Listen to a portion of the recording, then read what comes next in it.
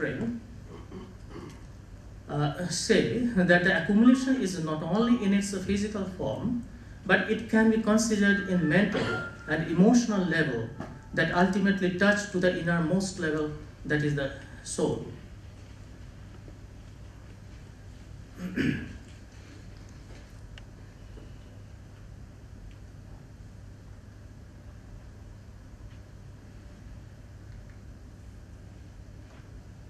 Sir, if you could wind up. Yeah, just I'm come to the, okay.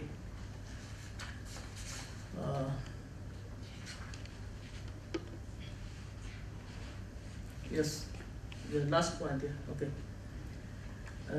Lord Mahavira has observed that desires are limitless like the sky. The needs of a religious person are determined by moral content and character. He builds his needs on the basis of moral standards followed by him. His needs are few and balanced. On the other hand, the need of a person motivated by physical urges are numerous and varied. The pit of desire is so deep that it can never be filled. This has been recognized by both theology and economics. Lord Mahavira said, greed increases with profit. As profit increases, greed also expands. When one want gets satisfied, a new one takes birth. The basis of the characteristic of wants has emerged the theory of turbulence. Because of the limitlessness of wants, the man's peace of mind is disturbed. A religious person is also a social being. Because of this, he is not able to relinquish the needs which are essential and means of convenience. Mahavira did not give a direction to social beings to relinquish the essential needs.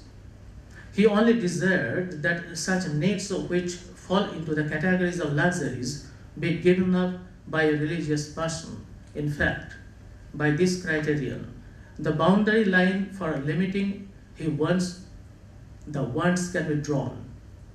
While fulfilling the wants which are essential or are means of convenience, it is necessary to control needs and wants which are mere luxuries.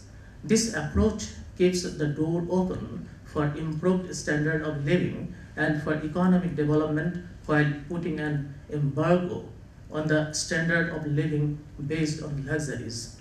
From the point of view of economics, things like morality and peace are secondary. The main objective before it is human welfare through economic progress. On the premise, it encourages the consumption of luxuries and considers this essential for economic progress. From the point of view of a religious person, the question of economic progress is secondary. The question of morality and peace is primary.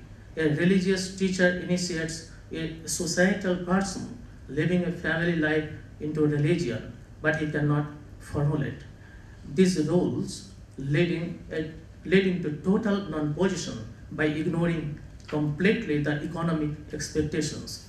Considering this, Mahavira formulated the rules of moral conduct following the principle of limitation of needs. Don't cheat others by wrong ways and measures.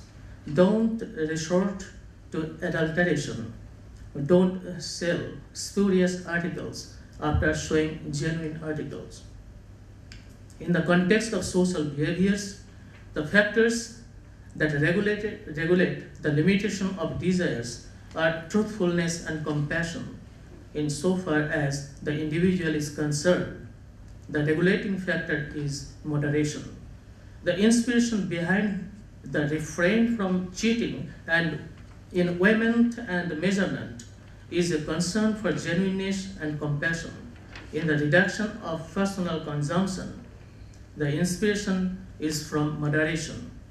The Brati Sravakas, the devout followers of Mahavira, did not make use of spurious means for earning money, while they exercised limits in matters of personal life, use of standard and fair means of earning wealth, maintaining a definite limit of accumulation of wealth, and exercising moderation in personal consumption.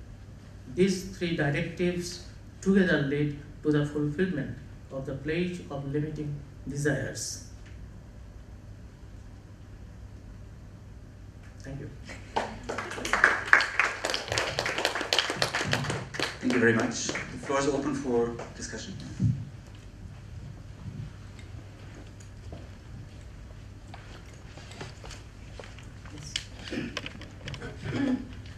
Sir,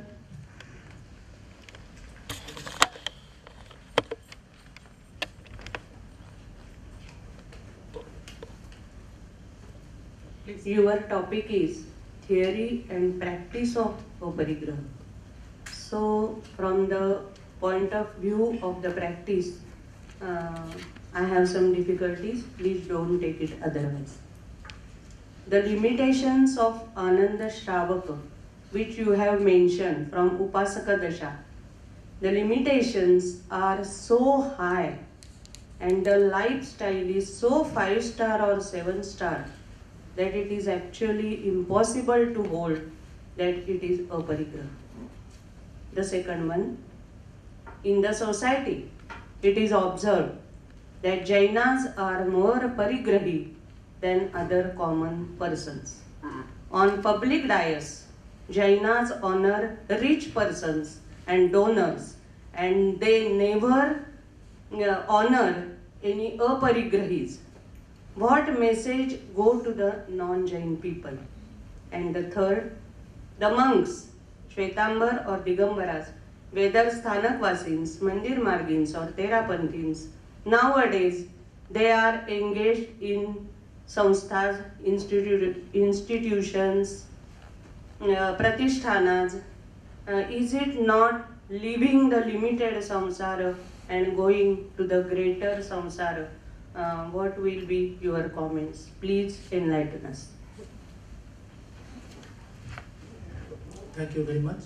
A very good question about Ananda's property. Okay, and deliberately I could have left those portions, but deliberately I have read those portions that such type of questions would come here. Anyway, the thing is that possession. What is the source of possession? Possession does not come directly from this materialistic world. It comes from the mind first, mental. And in case of Ananda, there are so many properties. The only positive thing is that he is now limiting his desire. A person who cannot have food, sufficient food, and if he says, I am just doing some tapasya, some austerity, and I am doing fast. So in such case, he does not have food with him, and he is doing fast. So how do you think about that? Okay, I'm just theoretically, I'm saying that. So in case of that, such a person who has enormous wealth, and in such position, he is just limiting his desire. I will not go beyond that. What I have, I will not exceed. But Up to why that is the he limitation. chooses the best among the species and not the medium or lower? No. He choosing the best No. among all the things. No, only thing is that if we go through the whole story, the first stage is that he is limiting his possessions, what he has, so his first limitation. And then gradually, when he accepts that Poshad Upavasa, and you will find that, so gradually he is just living everything. And at the time of his austerity, you will find that his body also so thin, so lean, when he was in the Poshad Upavas. So he was just gradually renouncing everything. The first time is that is like Asrava and Sangbara. First to stop the door, close the door, that the dust should not come inside. So that is very important. So he just limited his desire first. So his limitation of desire first, it was the most important for a Shravaka like Ananda. Nowadays, what the Jains do in the society is something different. I am not saying about that. Theory is there. What is the theory? If I am not obeying the theory, that is my fault. It is not the scripture, it is not the Shastra. So Shastra, what Shastra prescribes, we have to follow it. That is what, that should be. I think so. Meena?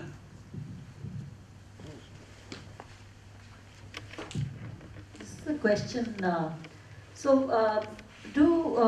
At one point of time when I was dealing with Aparigraha, the question is, do you have Aparigraha towards things like knowledge, music, the finer arts? Do you have to practice Aparigraha towards them also? What do the Jain scriptures talk about? Because these also, sometimes there are people who don't collect things, but they collect tunes or music. Like I'm definitely not for practicing Aparigraha towards music or books or novels. See. So is that also a kind of Aparigraha towards knowledge and novels? If I understand well, anyway, so when you are just doing the tapasya, it is jnana aradhana. That means whenever you are studying something, it is also one type of tapasya. So in case of music or your study or any creative things, if you are doing that, so it is just the way of development of your spiritual position. So in case of that, this type of position of spiritual position, that uplifting of your spiritual position, it is always granted, it is always admissible.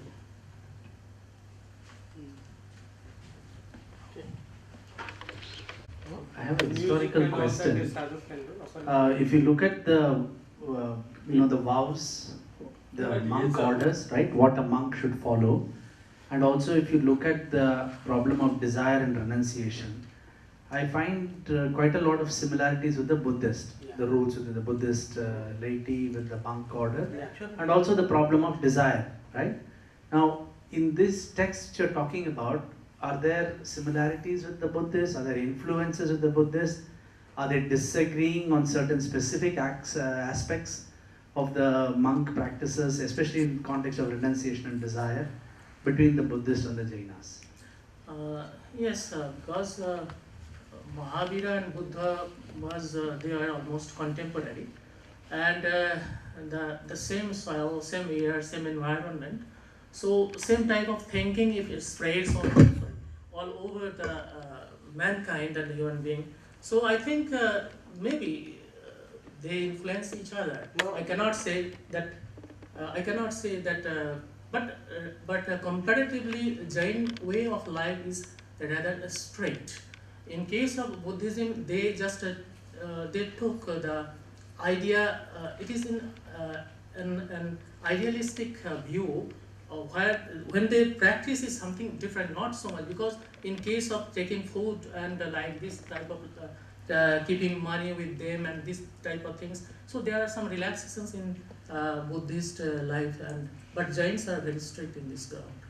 The concept of Aparigraha Yeah. has come from common stock Yeah. to both Jainism and Buddhism, because both belong to Shramana tradition. Yes. That we should not forget.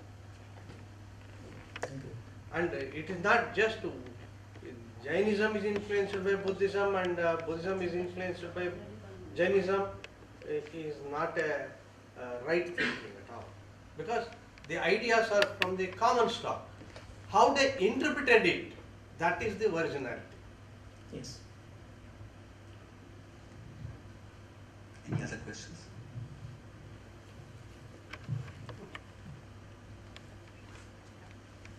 Okay. Okay, thank you very much. Then we close the session. Thank you very much.